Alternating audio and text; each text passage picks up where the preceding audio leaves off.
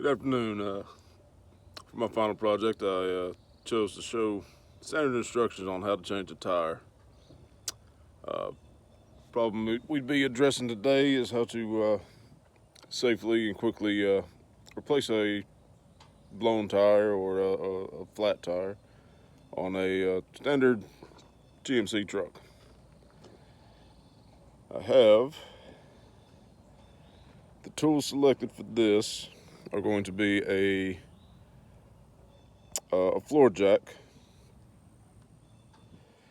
and a impact with a 22 millimeter socket on it. Now, reasons that you want to use these tools is obviously your floor jack. You're going to have to get the truck jacked up off the ground enough for the tire to be taken off. And then your impact and socket. Your impact's important. It takes a lot of the hard work off of turning a more traditional old school tire wrench and speeds up the whole process quite a good bit. Your 22 socket, you want to make sure it's not a chrome socket. It is one meant for impact drivers. They're typically black, typically made out of hardened steel.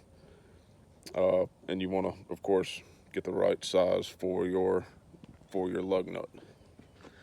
Now, what you will notice is on these tires, they have a hubcap here with plastic nuts over the actual lug nuts that you want to get to. As you can see there. What I like to do is take my socket itself and just go by hand and twist them off by hand.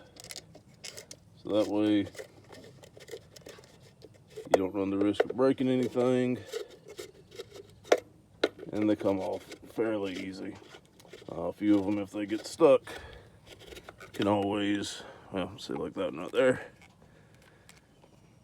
If they get stuck, you can always use your impact, but you want to try to do this part at least by hand. Now,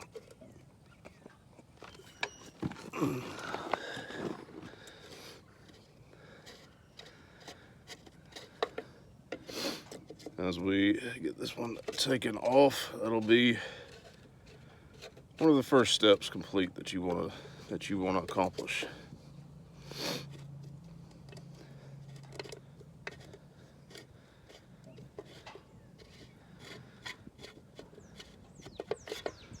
Right, so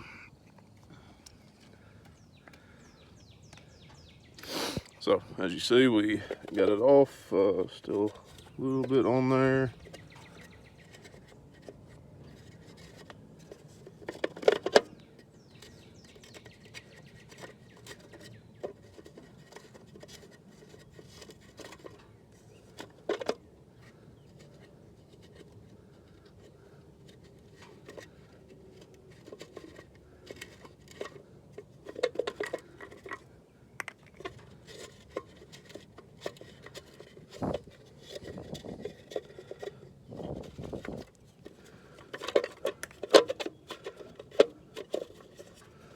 There we go.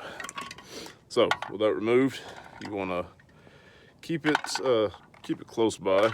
I like to throw all the pieces into the hubcap there, kind of keep everything all together, as you can see there.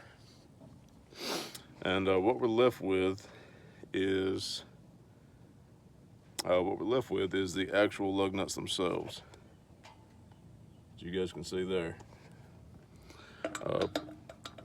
It's important to make sure that your socket fits correctly. If it's a little bit too big, you'll strip the lug nuts out, and that's just no good for anything. So our next step will be to jack up the back end of this truck here so we can actually get the tire off the ground enough to lift it up.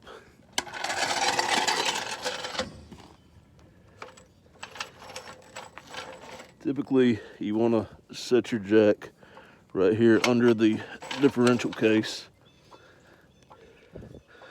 so that it protects up the back end nice and even. And we'll just go on up with it until the tire begins to come off the ground, like so. Now, we'll take our impact here.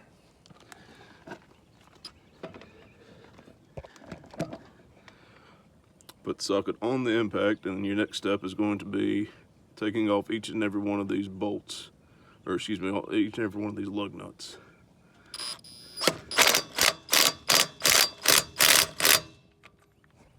Like so. You're going to take each one off individually. Once those are free, you will remove the tire itself, get your replacement tire, set it back in, set it back on the studs themselves, redo all of your lug nuts, and you want to tighten them in a star pattern, which means that you want to go, if you start here, you go directly across, and then here, and here, then here, then here, then here, then here. You want to tighten them in this kind of order, so that they all tighten evenly. Once that's done, you'll reattach your or put your hubcap cover back on it. Reattach those same little plastic nuts that I took off to begin with, and the last step would be to drop your jack back down. And there you have it. You've successfully changed your tire. A few obstacles that you might run into with this is if you don't have the correct size socket. Like I said, you might end up stripping out your bolts, or excuse me, stripping out your lug nuts. Sometimes they're on there really tight, and you might have to resort to either a bigger impact or finding your breaker bar and taking care of it manually. I have seen other issues where if you are, say, putting a brand new wheel on there and you didn't pay attention to the bolt pattern of the hub itself, which basically refers to how many studs there are and what the spacing of those studs are. Typically, each manufacturer has a pretty set standard bolt pattern. Dodges have one, Chevys, Fords, they all have their own distinct ones. So as long as you make sure that your new wheel that you buy is for that type of bolt pattern, it shouldn't be that big of an issue. Last but not least, your final result, you'll have a new tire on there. You want to make sure that you go around and ensure that the bolts are torqued down to the set parameters. Normally that would require a torque wrench and a little bit more specialized tooling, but in everyday, replacing a tire, as long as they're good and snug, you'll be okay. I believe that wraps it up. Thank you for your time.